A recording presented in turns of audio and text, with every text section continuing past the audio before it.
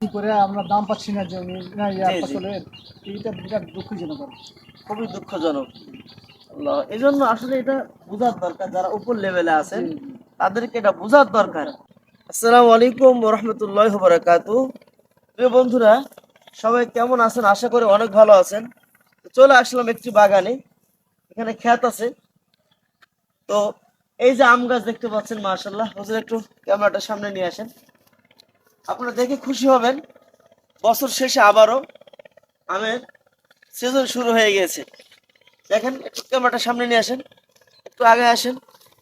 দেখেন মাশাআল্লাহ, আমাদের রাজশাহী বিভাগে আবারও সে আমের মুকুল। তার মানে আমরা আবারও কয়েক মাস পরে আম খেতে পারবো ইনশাআল্লাহ। তো এই যে আম দেখতে পাচ্ছেন, কৃষকরা কত কষ্ট করে। এখানে অনেক ধান ক্ষেত আছে পাশে, ধান ক্ষেতের সাথে সাথে আম গাছ আছে। এত কষ্ট করে, দুঃখজনক, প্রত্যেকটা জিনিসের দাম বাড়তি, তবে কৃষকরা এই যে ফসল ফলায়, কিন্তু তারা ন্যায্য মূল্যটা তারা পায় না। এজন্য আমরা চেষ্টা করব, যারা আমাদের উপর লেভেলে যারা আছেন তাদেরকে আমি বলবো, অবশ্যই আমরা এই বিষয়গুলো খেয়াল রাখবো। এখানে একজন দেখতে পাচ্ছি আমার বাপজান, আমি একটু তার সাথে কথা বলবো। আসসালামু আলাইকুম ওয়া রাহমাতুল্লাহ। বাপজান কেমন আছেন? এখানে আসছিলাম, দেখলাম মাশাআল্লাহ, খুব ভালো লাগছে এই জায়গাটা, যে আম গাছের পাশে এবং ধান ক্ষেত। আপনার বাসা কোথায় একটু বলবেন? একটু জোরে বলবেন। খয়রাবাদে। আচ্ছা, এই জায়গাটা কার? এটা আপনার, তাই তো? মাশাআল্লাহ। এই যে আম, এই আম আপনারা তো মাশাআল্লাহ মুরব্বী মানুষ, অনেক কষ্ট করেন। এই যে ফসল ফলান, তারপরে যখন ধানের দাম কম হয় অথবা আমের দাম কম হয়, তখন কেমন মনে হয় একটু বলবেন? চরম কষ্ট, খুব কষ্ট পাই, প্রচন্ড কষ্ট। খুব কষ্ট লাগে। এই জন্যই যে এত কষ্ট করি। পরিশ্রম করে আমরা দাম পাচ্ছি না জমি না জি, জি। ফসলের, এইটা বিরাট দুঃখজনক। খুবই দুঃখজনক। আল্লাহ, এই জন্য আসলে এটা বোঝার দরকার, যারা উপর লেভেলে আছেন তাদেরকে এটা বোঝার দরকার।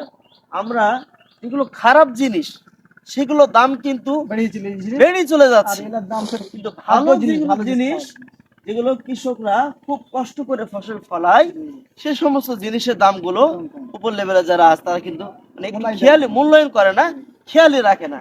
এটা কিন্তু খুবই দুঃখজনক আমাদের জন্য। প্রিয় বন্ধুরা, আশা করি ভিডিওটা সবাই শেয়ার করবেন এবং কেমন লাগছে অবশ্যই জানাবেন। আমি বাবজার সাথে কথা বললাম, উনি বলছেন যে এত কষ্ট করি, এত ফসল ফলাই, এই যে আমের যত্ন, এখন আমের মুকুল আসছে মাশাআল্লাহ। এদিকে একটু দেখান, আমের এত মুকুল আসছে, আরো বড় হবে এখানে। আমের মুকুল যে আসছে, আস্তে আস্তে এখানে বিষ করতে হবে। বিষ যদি না করা হয়, মেডিসিন যদি না দেওয়া হয়, এ আম ফসল কিন্তু আসবে না। আম আমি ভালোভাবে খাইতে পারবো না। এজন্য এত খরচ করার পরে যখন একটা কৃষক আমের দাম না পায়, তখন তার মনটা ভেঙে চুরমার হয়ে যায়, খুবই কষ্টদায়ক। এজন্য উপর লেভেলে যারা আছেন, আমরা চেষ্টা করব, আমার বাপজানের মতো যারা আছেন, অবশ্যই আমরা একটু খেয়াল রাখবো, আগামীতে যেন ধান এবং আম, যে কোনো ফসল হোক না কেন, আমরা একটু খেয়াল রাখবো, যাতে করে তারা ন্যায্য দামটা পায়, ন্যায্য মূল্যটা তারা যেন পায়। সবাই ভালো থাকবেন। ভিডিওটি শেষ করতে হচ্ছে। আল্লাহ হাফেজ। আসসালামু আলাইকুম ওয়া রাহমাতুল্লাহি ওয়া বারাকাতুহু।